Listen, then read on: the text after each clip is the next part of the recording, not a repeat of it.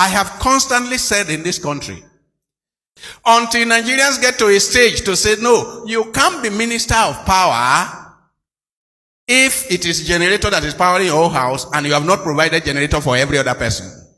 You cannot be minister of housing if you are not staying in a government apartment. You cannot be minister of health if you do not have your treatment in this country.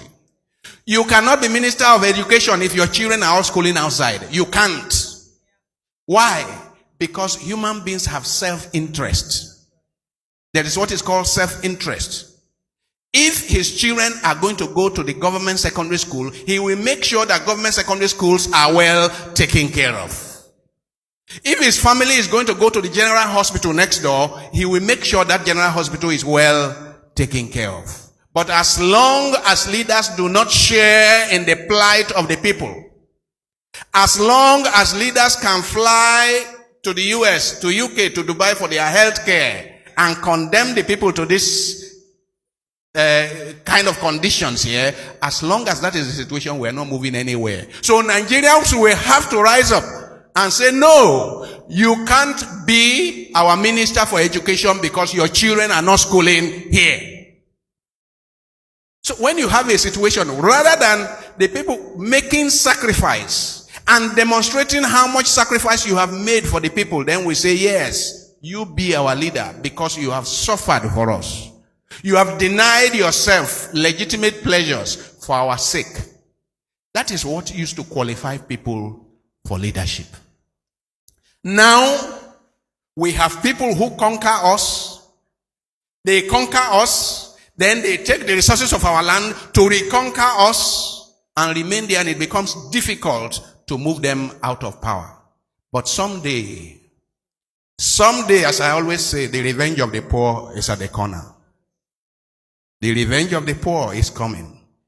And that one, you will not be able to do anything about it. You can have your jeep. You can have your generators. You can have everything bulletproof. But the revenge of the poor, it happened in France. It happened in Russia. It has just happened in Sudan. It will happen here.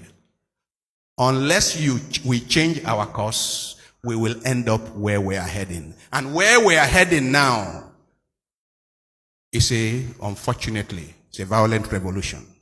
That's where we are heading, unless we change our course. And I am not just talking of leaders in the national level. I'm not talking of presidents and governors and senators and House of Reps. I'm talking of all of us who are privileged. I hope you know. And many of us here, most of us here are privileged. What is our concern for the people next door? For the poor people next door, what is our concern? What is even our concern for our megadis? For those who do petty work for us, what is our concern? If that is not happening, it means we are failing as shepherds in our responsibility of being shepherds. I hope you know that in this Africa, in this Nigeria, there never used to be a distinction between the neighborhood of the rich and the neighborhood of the poor. I hope you know. I hope you know that poor people and rich people used to live together.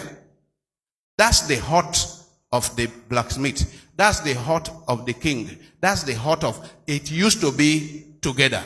It's a completely new, terrible thing that has happened to us. And people are enjoying it. They are enjoying it. They ask you what part of town you live in. And that immediately you tell them the part of town you live in, you know your status. And I am saying, by the time you segregate society, what used to be called apartheid, and Nigerians were in the forefront of fighting apartheid, where the white man said, look, you blacks, you live there, we whites, we live here.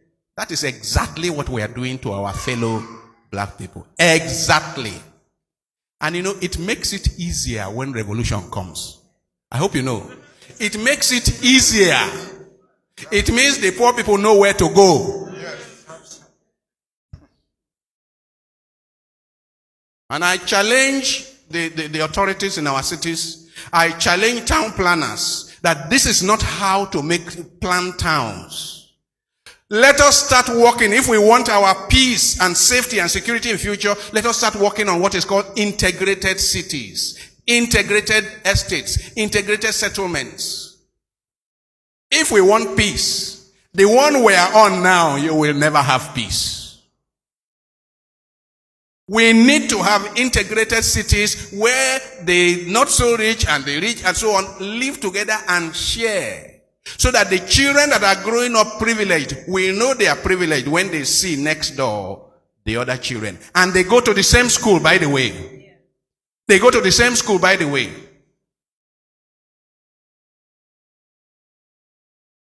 When I was in primary school, everybody went to that primary school. We never knew that anyone was rich or anyone was poor.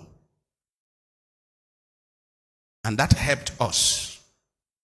That helped us. But the society we are creating today, I am saying it is not sustainable. What did I call it? It's not sustainable. We can't run a society like this for the next 100 years. It's not possible. So if you have a future, if you dream of a future for your children and grandchildren, you need to join me in shouting against this. If you dream of a future for your children and grandchildren, you need to join me in saying, this is inappropriate. This is dangerous. This is destructive. Like I said, it is not our high walls. It is not our barbed wires. It is not our electrified fences that will save us. What will save us is that the poor should be included at the dining table.